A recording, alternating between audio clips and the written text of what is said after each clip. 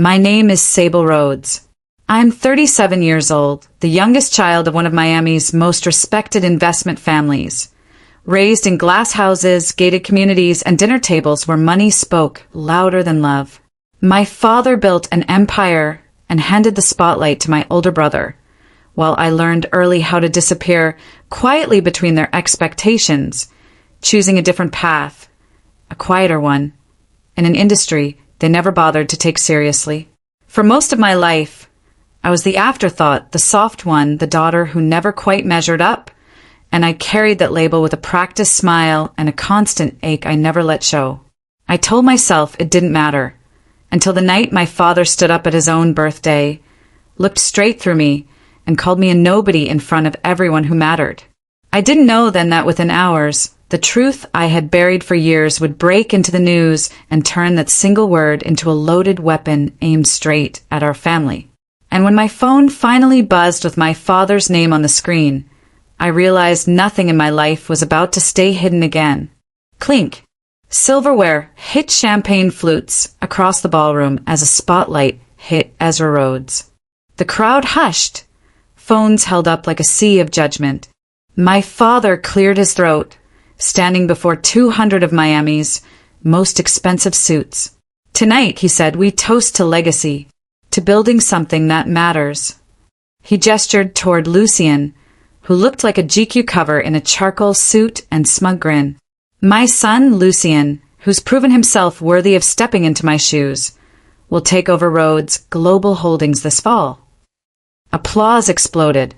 I smiled, frozen. My mother clapped, lightly, not meeting my eyes.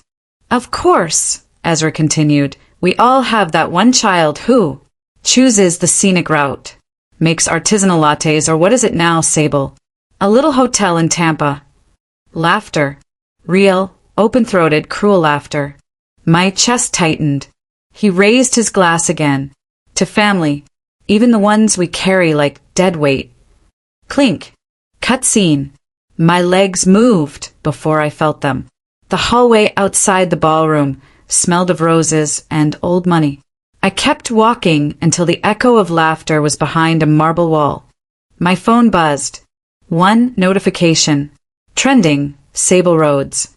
A video of me storming off. Paused mid-step, mouth tight, eyes unreadable. Then a second alert. Breaking. Confirmed, Sable Rhodes is founder of Seraphim Hotels, now valued at $780 million in Q4 private equity filings. I stared. Then I scrolled. Fast. The headlines blurred. Shadow Queen of Hospitality. Ezra Rhodes' daughter outplays legacy son. Who really built the Rhodes empire? I looked up. Lucien was walking out of the ballroom, phone in hand, expression hard. His eyes met mine. No words, just tension thick enough to rip. Another buzz. Unknown number. No name. No profile. He called you nothing, but the world just called you power. Ready. I backed into the shadows of a corridor, chest pounding. A waiter passed, didn't see me. I exhaled. There's a moment between being dismissed and being feared. It lasts less than a breath. And I just inhaled. When I turned off my phone, I was nobody. When I turned it back on, the world had just learned my name.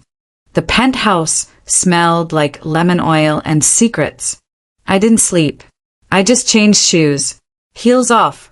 Bare feet on cold marble. CNN blared from the living room, where a looped segment showed my face. Paused mid-step as I walked out of the ballroom like a ghost, learning to breathe. Sable Rhodes, confirmed founder of Seraphim Hotels, valuation currently approaching $780 million in private filings. Some are now calling her the silent queen of South Florida's boutique empire. They spoke about me like I was some kind of myth. I stared at my reflection in the black mirror of the TV. Same eyes, same scars, different name now. My phone lit up again. 15 missed calls. 14 unknown. One from him. I didn't pick up. Instead, I locked every deadbolt, pulled the blinds, and stepped into the silence of my private office. Floor 54. No windows. One desk. One fireproof cabinet. Tension hums in places like this, like it knows what's buried. I keyed in the passcode. Opened the drawer. Flash drive. Black, unmarked. Still cold from the safe. My backup. My insurance. My shadow plan. Created in case they ever turned on me. Tonight proved they had. The screen flickered. A loading bar. A soft ding. Then a name. Krell Dahlia. CFO.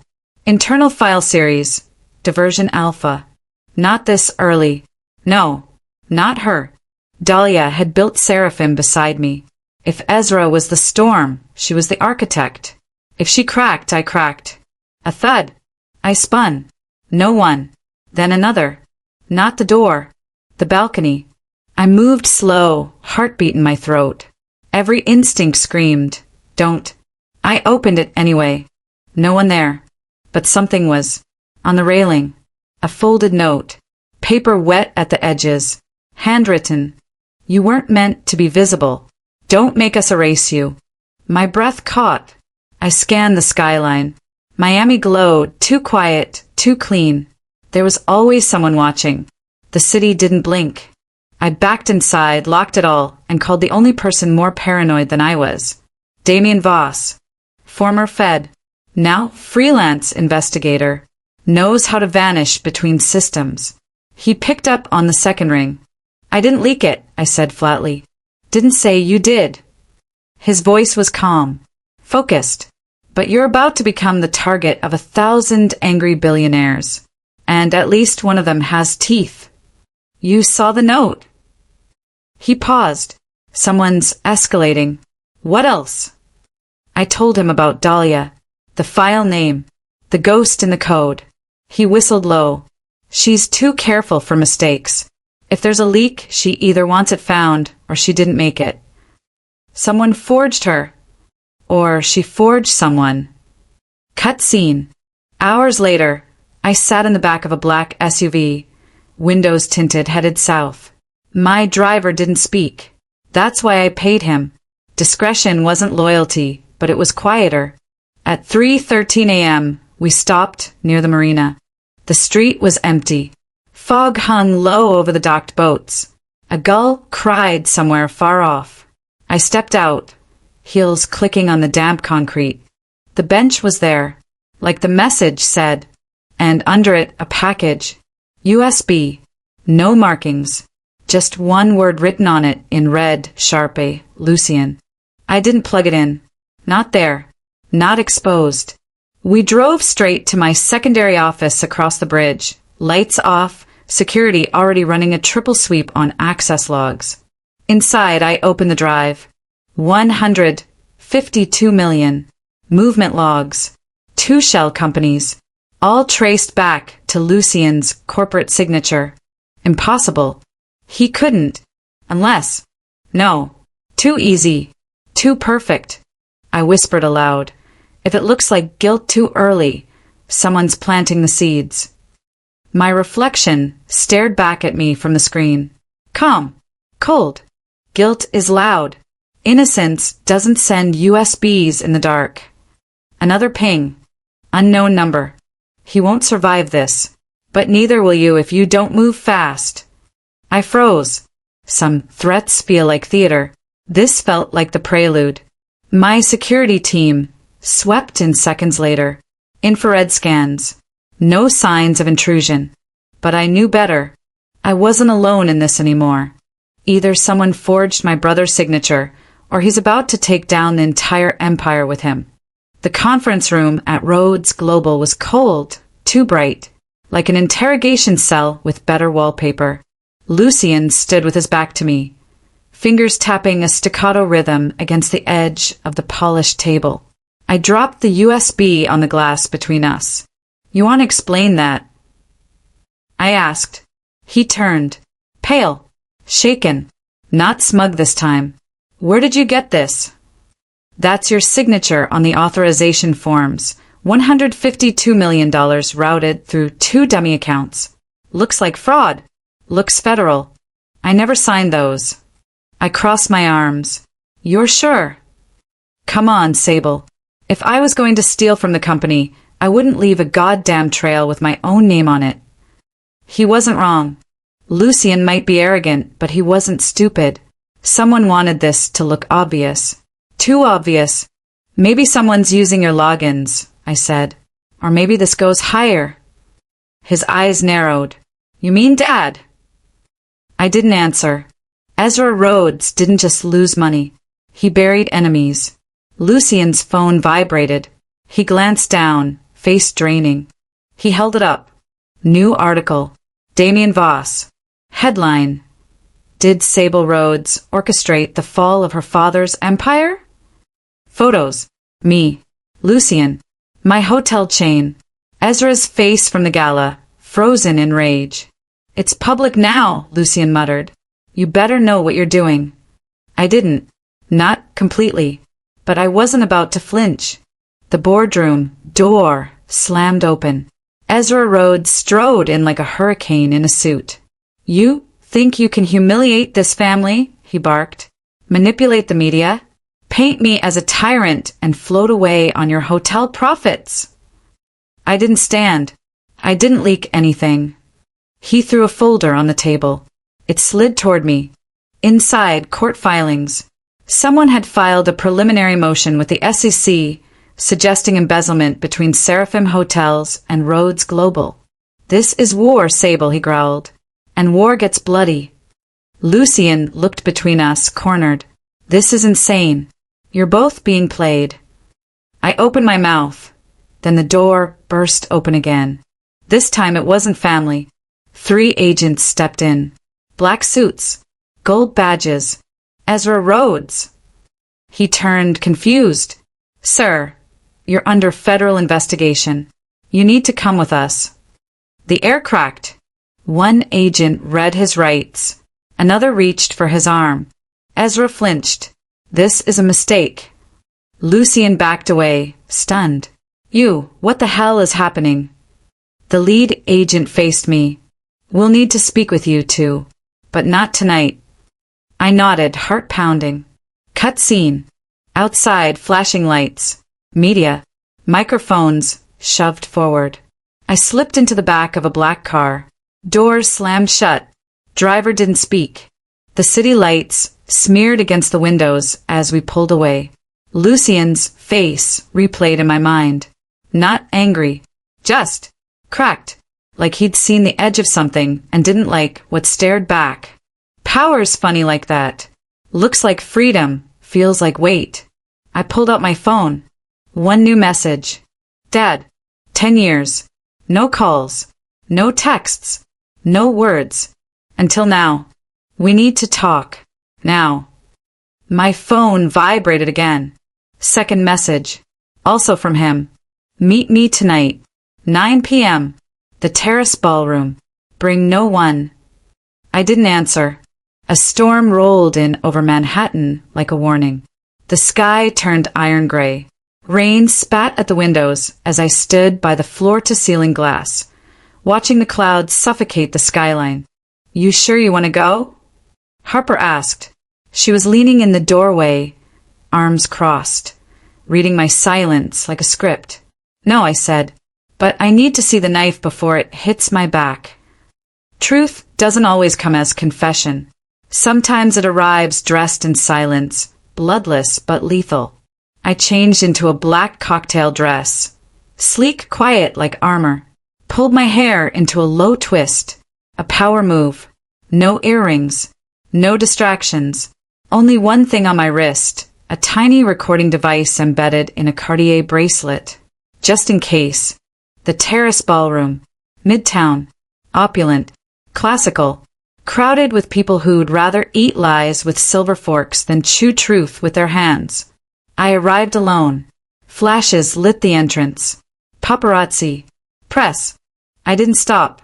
Inside, the orchestra played something expensive and forgettable. I spotted my father across the room, center stage of a half-moon of sycophants. His suit was tailored to kill. His smile belonged to a king who still thought he ruled something. I walked past white linen tables, caviar, champagne, When our eyes met, the room fell away. He didn't move, just gave the smallest nod. I followed him past the crowd, into a curtained corridor behind the main ballroom. A side door clicked shut behind us. Silence. The hallway was narrow, lined with old oil paintings and soft sconces. At the end, a service door. He opened it. Inside, dark velvet, gold chandeliers, empty chairs. The secondary ballroom. Unused tonight. You always did like drama, I said. Ezra poured 2 drinks from a hidden cart near the piano. Scotch. No ice. You always did like proof. He handed me a glass. I didn't take it. I came here to talk, I said, voice low. Say what you need to say. He sipped. You think you've won. This isn't a game. Everything's a game. You just finally learned to play. I stared at him. Is that what this is about? Pride. Your little exposé embarrassed me. That much you've achieved. Congratulations. He turned, slowly. But there are levels to this you don't understand. That's why I'm here. He walked toward the window. You think Rhodes Global is mine? He asked. On paper, sure. But the real power? That belongs to someone else. What are you talking about? He glanced at me over his shoulder. There's a reason I kept you out of the real business. That wasn't protection. That was control. He smirked.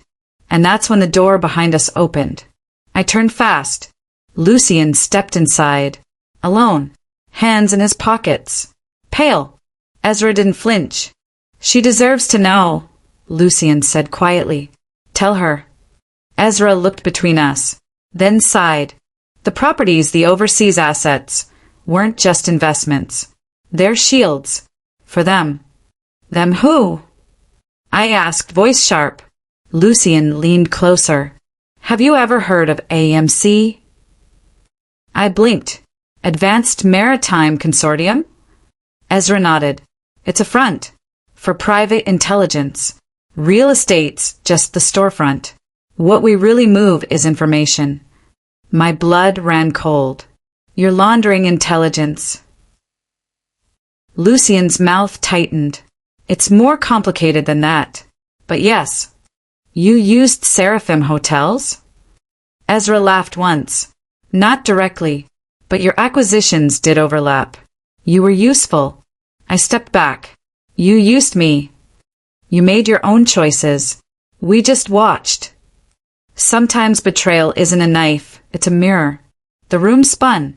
My father raised his glass again, casually. And now he said, you're a threat. Because the wrong people are asking the right questions. Lucien shifted. She needs protection. Ezra set the drink down.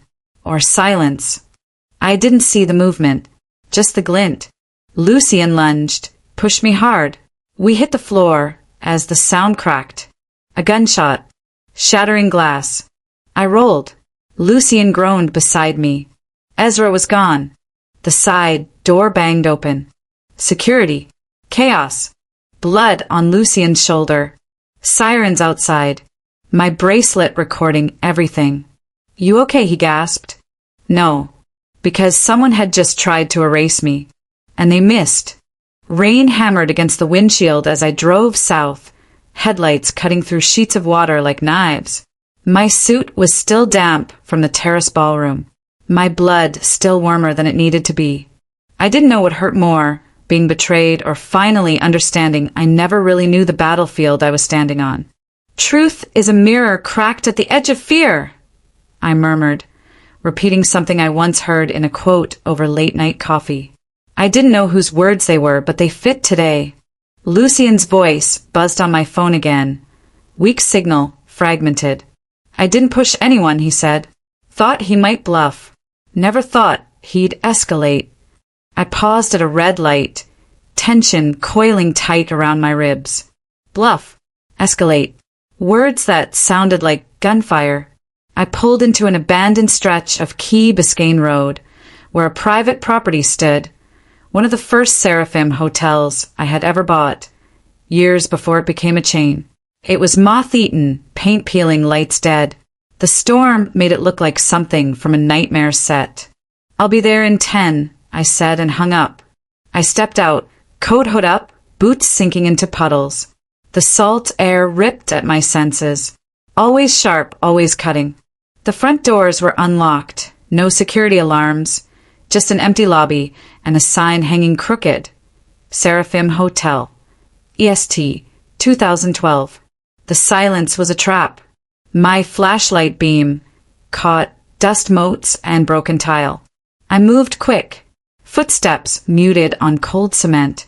At the end of a dim hallway I saw it, a wall safe, its door pried open. The inner vault was empty, but a single envelope lay on the floor, damp from the storm. I opened it. Inside, ledgers. Tiny slips of annotated handwriting.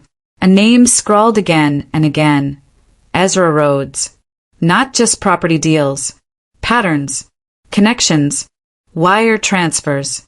Red flags that should have triggered alarms years ago. "Power isn't just inherited, it's hidden," I whispered, palming the pages. If this was true, then I hadn't just been used. I had been a scapegoat, a decoy, a noise. I spun. Footsteps fast. Approaching. I tucked the papers under my coat and slipped through a side door. Cut scene. Outside. Rain had turned to sheets of white blur. I heard voices, low, urgent, 2 of them. "Did she find it?" a man asked. "Get her," another voice replied, "before it goes public."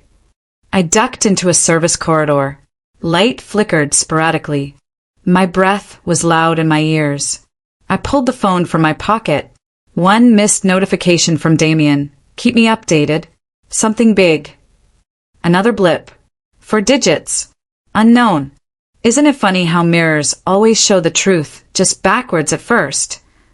I didn't recognize the number, but the message made my spine stiffen. They were closer than I thought. I bolted for the rear exit, hearing footsteps pounding behind me. A door slammed. I shot out into a side alley, slick pavement, jagged shadows. I ran. Cut scene. A truck. Engine idling as if waiting. I didn't think. I just jumped. It whisked forward as soon as I shut the door, tires screaming against wet asphalt. Behind me, voices and splashes. Inside, no driver. GPS on. Route set for home base. I exhaled. Then I saw movement in the rear view. Headlights. Faster. Closing. My phone buzzed again. A text thread from Lucien. Only 4 words. "We have bigger problems." My thumb hovered over call. But then, another message. "They're not after you. They're after what you know." My skin crawled. I punched a turn. Swerved. The tail stayed. I pushed the truck faster.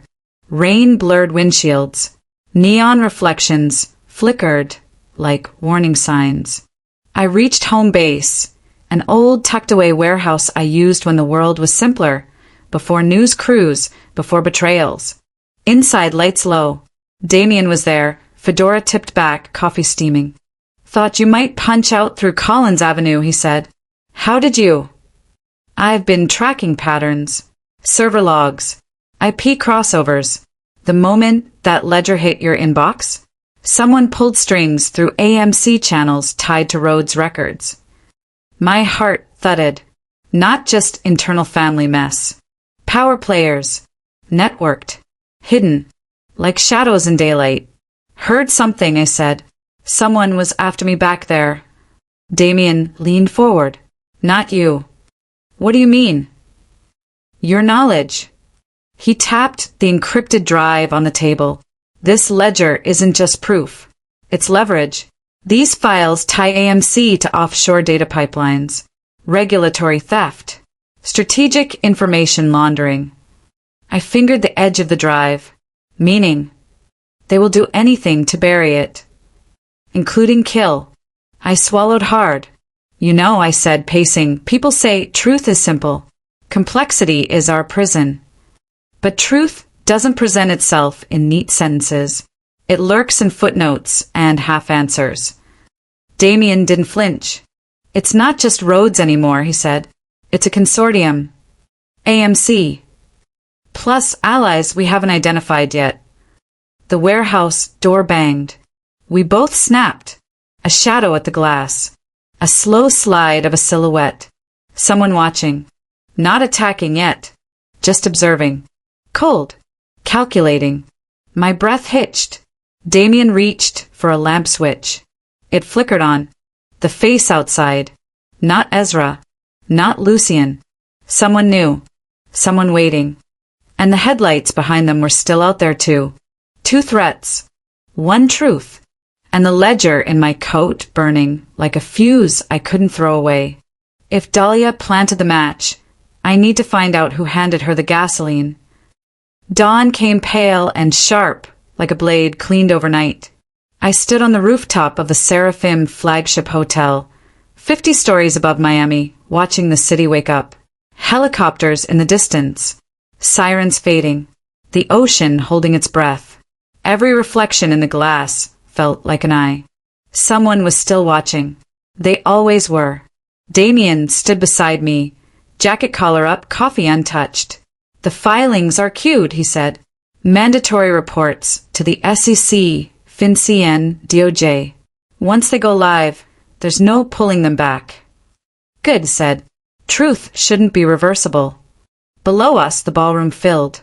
Investors, attorneys, board members, a few politicians who pretended not to know what they knew. Media cordoned off outside. This wasn't a press conference. This was a reckoning dressed as a gala. I checked my wrist. The bracelet. The recorder. Still blinking. People say power is loud. It isn't. Power whispers and waits. Cut scene. Inside, the chandeliers hummed. White linen. Black ties. A stage set with a single podium. Screens on either side, currently dark. I walked out alone. The room settled into silence. Faces turned. Some curious. Some afraid. A few relieved it wasn't them. Yet. My name is Sable Rhodes, I began. Short. Clean. I won't waste your time. A ripple. Phones lowered. Pens paused. For years, I was told I didn't belong in this room. That I was nothing. That I didn't build anything worth naming. I clicked the remote. The screens lit up. A recording. Grainy at first. Then clear. Ezra's voice. Calm. Cold. Discussing asset routing. Off-books transfers. Use the hotels as buffers. Laughter. Dahlia's voice confirming figures. Dates. Amounts. The room shifted. Chairs creaked. Breath caught. I watched my father in the second row. Gray suit. Hands folded. He didn't look at me. He looked at the exits. When the truth arrives, it doesn't knock. It sits down. I clicked again. Another recording. Years earlier. My voice young. Nervous. Pitching my first hotel concept at 19. His reply sharp as glass. It'll never work. But maybe we can use you. A collective intake of air. Ezra finally looked up. Our eyes met. For a second, he looked small. Not powerless. Just exposed. Security moved. Quiet. Professional. The kind that doesn't ask permission. Ezra Rhodes, a voice said behind him. You're under arrest.